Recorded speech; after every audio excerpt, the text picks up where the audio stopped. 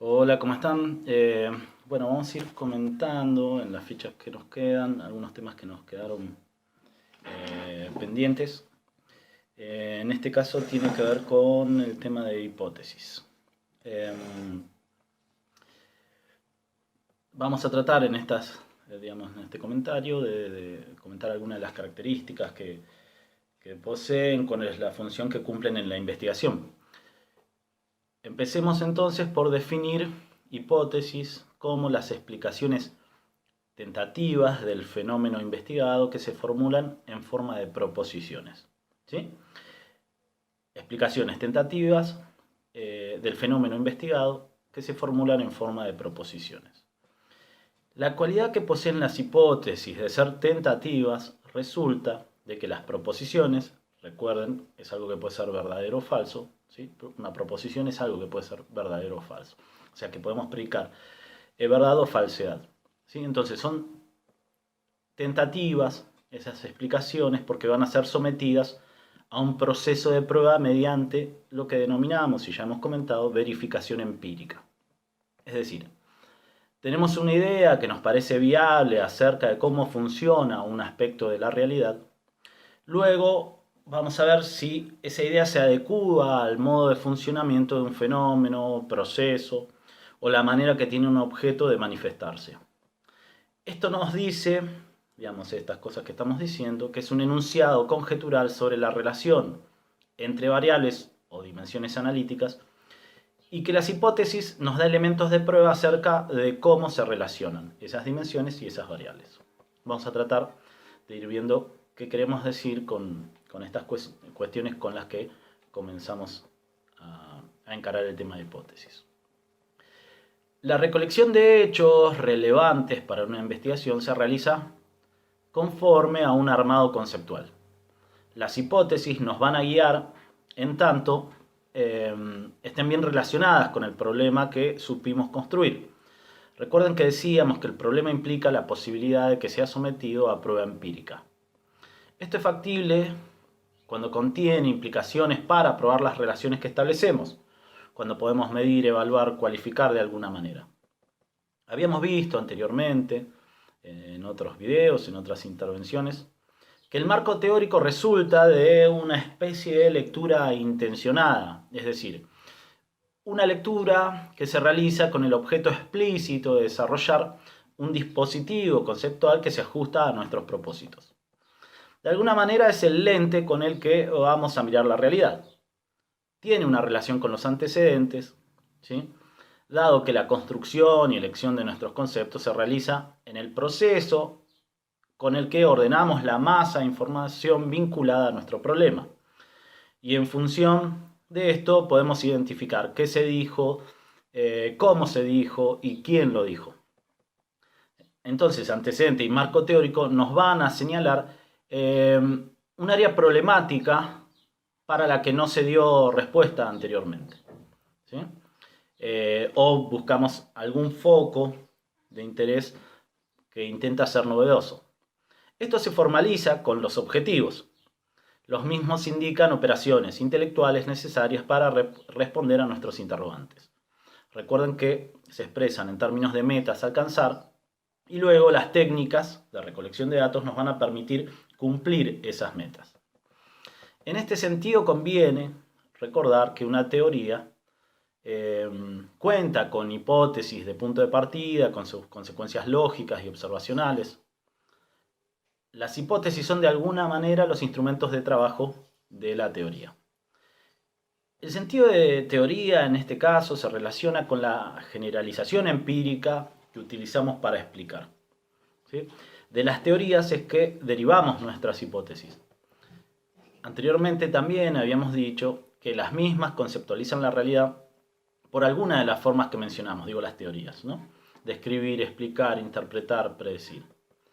La explicación en un sentido amplio, ¿sí? La podemos definir como el proceso por el cual ubicamos un hecho dentro de las deducciones o principios o leyes, ¿sí? De una teoría. Por tanto, se intenta inscribir a la proposición que aborda un hecho en una teoría. Es por eso que también decimos que una teoría aporta elementos para la verificación o refutación de hipótesis. Porque una teoría nos va a decir cómo funciona un aspecto de la realidad. Entonces podemos afirmar que tiene hipótesis como punto de partida. La diferencia estriba en que las relaciones establecidas en la teoría nos brindan supuestos con alto grado de generalidad, por lo general, y en la investigación empírica lo que debemos es deducir de las teorías hipótesis más específicas que expliquen la situación que estamos queriendo estudiar. Ahora bien, para el tema de esta ficha, quería plantear además la relación entre las hipótesis y los objetivos. Las primeras, las hipótesis, son una especie de relevo de los objetivos, que a su vez están condicionadas por estos. A ver, perdón, voy a poner en silencio. Bueno, acá estoy, y con un café. Entonces, estábamos diciendo que las hipótesis son una especie de relevo de los objetivos, es decir, recuerden cuando decíamos cómo se armaba un problema, los objetivos tenían una función primordial. Entonces podemos llegar a interpretar las hipótesis como en continuidad con los objetivos, ¿no? Digamos, los objetivos de alguna forma van a coordinar o condicionar las hipótesis. Entonces podemos pensar el proceso del siguiente modo. Con los objetivos formalizamos el problema, identificamos antes o a través de los objetivos cuál es el interrogante principal. Lo expresamos en términos de metas a alcanzar y desagregamos en objetivos particulares que resultan las dimensiones del problema que nos permiten vincularnos con las técnicas de recolección de datos. Entonces, las hipótesis pertrechadas con estos elementos que construimos son el medio con el cual conjeturamos sobre el fenómeno social que nos interesa siguiendo las pautas que desarrollamos en los objetivos. ¿Sí? Con la investigación sometemos a prueba nuestras hipótesis. Cierto es, o habrán visto, tal vez leído, que algunas disciplinas trabajan sin hipótesis, como tampoco lo hacen las investigaciones exploratorias sobre un tema novedoso que intentan captar de alguna manera las características generales de un fenómeno. Sin embargo, podemos ampliar la idea de hipótesis como punto de partida para avanzar en el conocimiento y dar respuesta tentativa a nuestra pregunta-problema. ¿Sí? Recuerden que podíamos, como estrategia, hacer una pregunta-problema con la cual definíamos las características generales de un problema de investigación, es decir, no generales, sino que desarrollamos cuál era el interrogante principal. Bueno, la hipótesis lo que hace es dar una respuesta tentativa y provisoria a ese problema. Cuando vimos la noción de diseño, establecimos que existe la posibilidad de revisar algunas cuestiones a lo largo de la investigación que nos permite procesar mejor el material y nuestras reflexiones primigenias para luego realizar preguntas más significativas, es decir, ir afinando nuestra construcción problemática, ¿no? Entonces, otro tanto sucede con las hipótesis. Las mismas pueden ser afinadas y podemos también intentar hipótesis alternativas. Entonces, nos podemos preguntar, ¿cómo se formulan las hipótesis? En primer lugar, podemos decir que son proposiciones, ya decíamos, ¿no? Es decir, algo sobre lo cual establecemos su verdad o falsedad, ¿sí? Y la forma que debe tener es la de una oración en la que se establece un tipo determinado de relación. Es decir, son proposiciones relacionales que utilizamos para probar una determinada relación entre variables o dimensiones analíticas según el enfoque cualitativo o cuantitativo en que estemos parados. Tomemos un ejemplo de hipótesis explicativa en donde la relación entre las variables es de causalidad. Por tanto, está conformada por una variable independiente y una variable dependiente. En este caso, la variable independiente es la causa. Por ejemplo, la variable calor. Y la variable dependiente es el efecto. Por ejemplo, la variable dilatación. ¿Sí? Tenemos dos variables, calor y dilatación. Una es la variable independiente, calor, y otra la variable independiente, que es dilatación.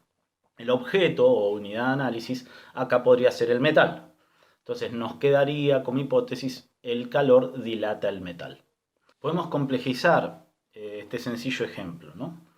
De la siguiente manera. Los mayores niveles de estrés provocan mayores comportamientos adictivos. O bien, en ejemplos más conocidos para ustedes, cuando el precio de un bien aumenta, disminuye la cantidad demandada de ese bien. O cuando el precio de un bien aumenta, también lo hace la cantidad ofrecida del mismo. Claro que acá nos falta el ámbito de la hipótesis que defina mejor nuestro referente empírico para que sea una hipótesis de investigación y no solamente un supuesto teórico. Pero bien nos sirve acá para ilustrar algunas cosas. Ahora bien, sucede que la causalidad en las ciencias sociales tiene algunas dificultades o son posibles con operaciones de simplificación del tipo ceteris paribus. Tienen su funcionalidad, pero todo depende de la manera en que queremos estudiar los fenómenos. En ciencias sociales tratamos con hechos que son multicausales. Sin embargo, aislamos aspectos para que puedan ser estudiados, porque difícilmente podemos estudiar el todo. Volviendo al último ejemplo, imaginemos que el bien en cuestión es el tomate. Entonces, la relación entre el precio del tomate y la cantidad demandada de ese bien puede estar cruzada por otras variables no tenidas en cuenta en la hipótesis o en el ejemplo que yo les di. Gustos, dinero disponible, oferentes, clima, ¿no? Que en el ejemplo igual entraba dentro de ceteris paribus. Para que se dé esa relación que planteamos, tiene que mantenerse todo constante. Digamos, esto sirve para hacer un modelamiento de la realidad, pero tenemos que ser conscientes que es una simplificación y que a veces no funciona tan bien para entender una realidad en particular. Con las dimensiones cualitativas pasa algo similar. Digamos, podemos establecer explicaciones tentativas de igual modo, solo que tratamos con agregados mayores que denominamos procesos. Por ejemplo, tomando en cuenta el texto de Cicalese que tiene en la bibliografía, pone el siguiente ejemplo. El tipo de relación del gobierno kirchnerista con las organizaciones sociales provocó la ampliación de su base de sustento político. En términos formales podemos plantear que existe una relación de causalidad, tipo de relación, causa, ampliación de base de sustento político, el efecto. Sin embargo, con esta hipótesis tenemos otras dificultades a resolver que son distintas a los ejemplos que dimos y se relacionan con la objetivación de las dimensiones analíticas determinadas por la definición que damos al tipo de relación y a la ampliación de la base de sustento político. Entre las características que deben tener las hipótesis, destacamos que refieren a una situación real, ¿sí? Que posea variables comprensibles, lo mismo para la relación entre las variables.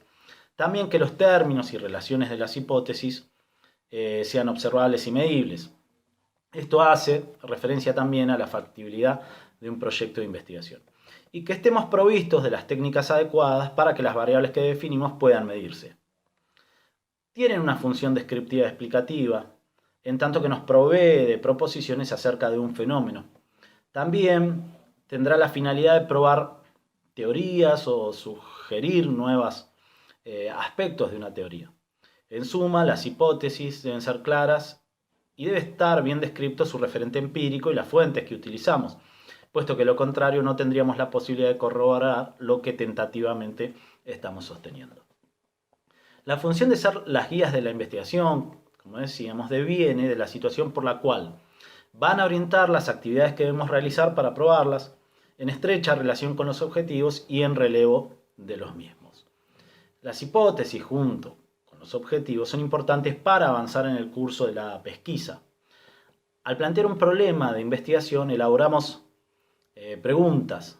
Entonces, como decíamos, las respuestas tentativas a esas preguntas están contenidas en nuestras hipótesis, por lo cual sirven también para darnos un orden a los objetivos propuestos, dado que los objetivos definen los propósitos del estudio. Resulta, creo, ya evidente que el aspecto central que deben tener las hipótesis es su coherencia con el resto de los elementos que hacen al proceso de investigación. Con respecto a los elementos estructurales que componen las hipótesis en el material que dimos, van a poder ver en primer lugar que destacamos las unidades de análisis, que definimos como el objeto en donde se expresan las variables y también el objeto global de la investigación. Constituyen las realidades que se pretenden observar y referido a estas realidades es que vamos a obtener los datos empíricos. Estas pueden ser personas, instituciones, acontecimientos, etc. Es posible que diferenciemos unidades de observación de unidades de análisis con fines analíticos y fines conceptuales también, ¿no? En el estudio que realiza Susana Torrado, pueden ver que nos dice que las unidades de análisis son las unidades significativas que se definen en el marco conceptual. Pero en cambio las unidades de observación son las unidades mediante las cuales se recaba la información y estas dependen del modo, ¿no?, en que vamos justamente a recabar esa información. Después vamos a intentar volver sobre este aspecto para que quede más claro. Las hipótesis expresan relaciones entre variables, entonces referidas a ¿qué? A unidades de análisis determinadas, a esos objetos. Por lo cual las propiedades que poseen las unidades son las variables, ¿sí? La variable es una propiedad de una unidad. Este es el segundo elemento de las hipótesis que destacamos. Las características, en tanto variables, son propiedades que pueden variar y cuya variación puede medirse u observarse. Podemos definirla conforme a una doble noción. En primer lugar, son características observables, las variables, ¿no? Observables, susceptibles de adoptar distintos valores. Y en segundo lugar, estas características están ligadas entre sí en su variación por una relación determinada. El tercer elemento que destacamos refiere a los términos de la relación de las hipótesis. Esto es la manera de unir y relacionar unidades y variables y también variables entre sí. Estos elementos de las hipótesis resultan importantes porque serán el medio que vamos a poseer para desglosar la hipótesis, aplicarla y restringirla a un aspecto medible o cualificable. Con el objeto de seguir profundizando, también pueden ver en el material que subimos, podemos tomar la clasificación que las divide en hipótesis de investigación, hipótesis nulas, hipótesis alternativas e hipótesis estadísticas. Las primeras, las de investigación, responden a la definición de hipótesis que dimos. Las nulas son algo así como el reverso de la investigación con el objeto de refutarlas. Y en este mismo sentido, las alternativas son una especie de búsqueda intermedia entre las hipótesis de investigación y las hipótesis nulas. Por último, las hipótesis estadísticas son las que transforman a las anteriores en símbolos estadísticos. Van a poder encontrar en el material que las hipótesis de investigación se clasifican en descriptivas, correlacionales, de diferencia entre grupos, de causalidad. Y esto se relaciona con el alcance de nuestra investigación. Algunos autores definen el alcance de nuestra investigación de acuerdo a las características que tomen las hipótesis, ¿sí? Recién establecimos cuál era la de causalidad, ¿sí? de forma somera. Van a ver los ejemplos con respecto a las otras hipótesis en el material. Entonces, las hipótesis surgen de nuestras lecturas, de los antecedentes que construimos y directamente relacionadas con los objetivos. Es decir, producimos sospechas por analogías que elaboramos en base al material que fuimos leyendo y deberíamos poder hacer, llegado a un punto de la investigación, un cuadro comparativo entre objetivos, hipótesis y fuentes para poder evaluar la consistencia y la coherencia metodológica de nuestro diseño de investigación. Las hipótesis deben ser verosímiles, por lo cual es necesario ir afinando el trabajo de la construcción de hipótesis mientras vamos construyendo los conceptos de nuestra investigación. Tenemos que demostrar de alguna manera que hemos leído lo suficiente y hemos evaluado las fuentes en las que se basa nuestro proyecto. La intuición o la simple observación puede ayudar, pero estas son mejores si son portadoras de cierto trabajo acumulado. Es decir, sin embargo, vamos a ir dándole espesor a nuestra intuición primera. Recuerden que lo que decíamos al principio de estas fichas audiovisuales, que destacábamos, digamos, la posibilidad de discutir el sentido común. Tomemos una hipótesis sencilla, sacada de una observación más o menos fundada y del sentido común, para ver el ejemplo cómo podemos complejizarla de alguna manera. Es decir, podemos pensar que la desocupación es causa de un modelo tecnificado que no necesita mano de obra. Bien, es una hipótesis con cierto grado de generalidad, pero podemos, a medida que vamos leyendo el material, ir afinando nuestras ideas, ¿sí?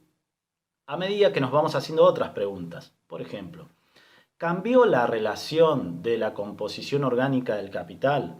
Es decir, la relación entre capital constante y capital variable en el periodo considerado. Si así no fuera, uno tendría que ensayar otras hipótesis relacionadas para evaluar si queremos tratar el caso argentino de los últimos años, por ejemplo. Tal vez habría que ver si la gestión del gobierno de Juntos por el Cambio, de Cambiemos en ese momento, al llevar adelante una política de enfriamiento de la economía, sumado a la elección de un modelo de valorización financiera del capital, tuvo como efecto una menor demanda agregada. Ven que vamos agarrando o seleccionando otros conceptos que nos ayudan a afinar nuestra hipótesis primigenia. Entonces, como vemos en ese proceso en que vamos definiendo los conceptos, también vamos afinando y dándole forma a la verosimilitud de mi hipótesis. Esto es lo que le va a otorgar una mayor coherencia y consistencia a nuestro proyecto y demuestra a los eventuales evaluadores que poseemos mayores grados de solidez.